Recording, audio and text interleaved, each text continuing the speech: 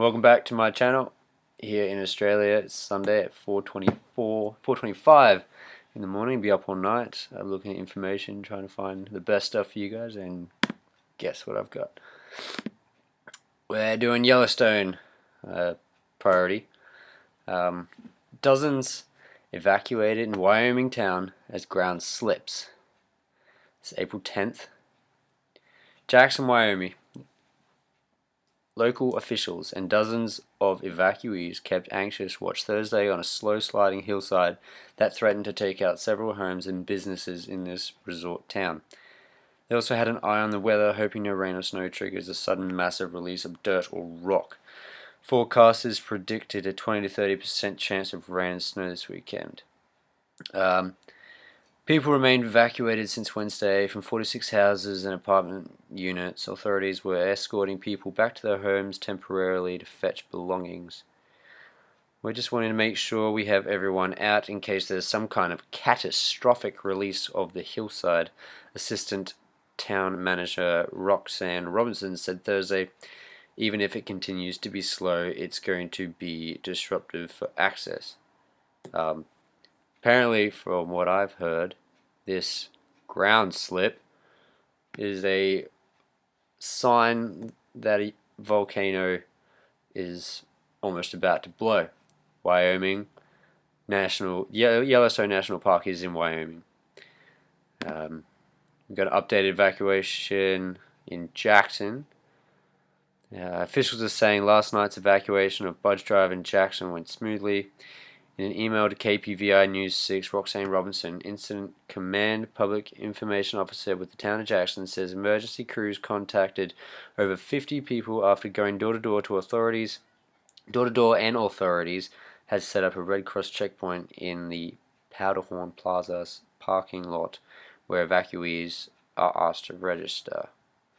Robinson says Budge Drive contains 45 homes and the Red Cross is saying 7 households have been sent to local hotels. So still evacuating people. That's in the same area, still in Wyoming. More evacuations. Here's an interesting one. Report: Brazil, Argentina, and Australia signed contracts worth hundreds of billions of dollars to house displaced U.S. populace when Yellowstone supervolcano erupts. Isn't that lovely? Bringing everybody from America over into Australia, Brazil, and Argentina. Contracts worth hundreds of billions of dollars presented to at least 4 countries will run from 2014 to 2024, a 10-year span in which the Yellowstone supervolcano is expected to erupt, devastating a large portion of the U.S. IntelliHub, according to a recent report, the African National Congress recently turned down a $10 billion a year disaster management plan offered by the U.S. to house American citizens who have become displaced in the event that Yellowstone supervolcano erupts. The U.S. plan for relocation was formulated after a recent scientific analysis of the park revealed that Yellowstone supervolcano has the potential to violently erupt within the next 10 years, as noted by others, including a famous astrophysicist, Michio Kaku. It may take up to 10 years for printing in the magnet chamber for the supervolcano to build, according to Dr. Jean-Philippe Perilat of the National Center for Scientific Research in Grenoble, France. It is the difference in density between the molten magma in the caldera and the surrounding rock big enough for the magma from the chamber to the surface to increase. Yellowstone's about to pop. Here's an interesting one to go along with Yellowstone. Washington Times: U.S. will cut deployed nuke missile force by 50. U.S. will keep its current force of 450 land-based nuclear missiles, but remove 50 from their launch silos as part of a plan to bring the U.S. into compliance with the 2011 U.S.-Russia Arms Control Treaty, the Pentagon said Tuesday. The resulting launch-ready total for 400 Minuteman III intercontinental ballistic missiles would be the lowest deployed ICBM total since the early 1960s. The decisions come after a strong push by members of Congress from the states that host missile bases, North Dakota, Wyoming, and Montana, To not eliminate any of the silos from which the missiles would be launched, 50 silos will be kept in warm status, empty of missiles, but capable of returning to active use. All those 3 states, North Dakota, Wyoming, and Montana, surround Yellowstone. You wonder why they're getting the nukes out of there.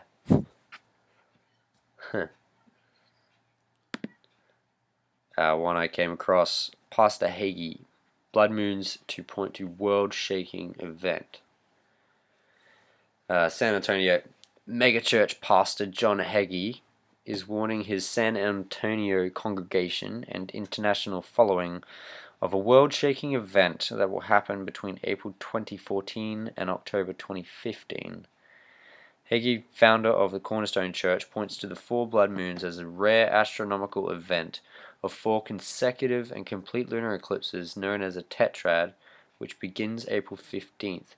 The San Antonio pastor asserts the dates of the eclipses signify a major event that will change history in a book released in October, a series of sermons, and a TV special airing on Tuesday, the first night of the tetrad. Thing I find interesting, where he's saying a world-shaking event between April 2014 and October 2015, is you've got them saying Yellowstone's got 10 years to blow, so they're saying. And between these blood moons, we're going to have a supposed world-shaking event. Would that include Yellowstone within the next year? Which the reports of earthquakes in Yellowstone are getting bigger. They're turning the machines off to not even read the earthquakes anymore. Why? Good question. Maybe because it's going to blow. Who knows? A couple more other little reports I got here. GMOs linked to gluten disorders plaguing 18 million Americans. Genetically modified foods such as soy and corn may be responsible for a number of gluten-related maladies, including intestinal disorders, now plaguing 18 million Americans, according to a new report released on Tuesday. The report was released by the Institute for Responsible Technology and cites authoritative data from the U.S. Department of Agriculture, U.S. Environmental Protection Agency records, medical journal, which reveals as well as international research. Gluten sensitivity can range in severity from mild discomfort such as a gas and bloating to celiac disease, a serious autoimmune condition that can, if undiagnosed, result in a 4-fold increase in death, said Jeffrey M. Smith, who's the executive director of the IRT, in a statement released on their website. Smith cited how a possible environmental trigger may be the introduction of genetically modified organisms, GMOs, to the American food supply, which occurred in the mid-1990s, describing the 9 GM crops currently on the market, which are in soy, corn, cotton oil, canola oil, sugar from sugar beets, zucchini, yellow squash, Hawaiian papaya, and alfalfa. Bt toxin, glyphosate, and other components of GMOs are linked to 5 conditions that may either initiate or exacerbate gluten-related disorders, according to Smith. If people don't know that GMOs are in their food, then do some research. GMOs are bad and they're going to destroy our DNA and eventually kill us all off. Last one for the night. Veterans Today reported Israel's new ethnic cleansing laws, 60,000 African refugees and 100,000 Bedouin affected. Israel's obsession with the Jewish ethnic purity has led to the enactment of open ethnic cleansing by the current Netanyahu government. Aside from Israel's genocidal policies towards Palestinians in the West Bank and Gaza, new legislation affects 60,000 African refugees and 100,000 Bedouin living within Israel proper.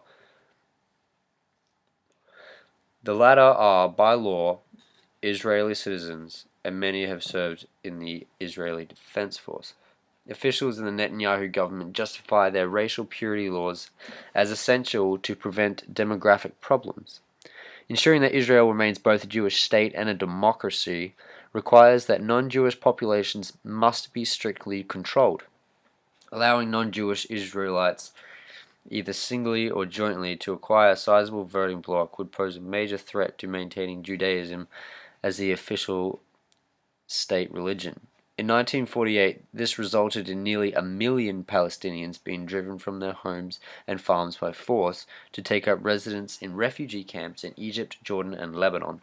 Following the 1967 war, Israel seized the areas of Gaza in Egypt and the West Bank in Jordan that housed the Palestinian refugee camps. Since then, they have made no secret of their intention to drive the Palestinians from these areas as well and repopulate them with Jewish settlers.